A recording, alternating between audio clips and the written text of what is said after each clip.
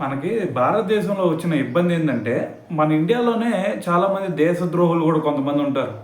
So మరి వాళ్ళు ఎందుకు ఈ విధంగా చేస్తారు అనేది పక్కన పెడితే ఇప్పుడు మనకి రీసెంట్గా ఆర్మీలో చూస్తూ ఉంటాం, నేవీలో చూస్తాం, ఎయిర్ ఫోర్స్లో చూస్తాం. సో ఏంది దేశద్రోహం చేసేవాళ్ళని.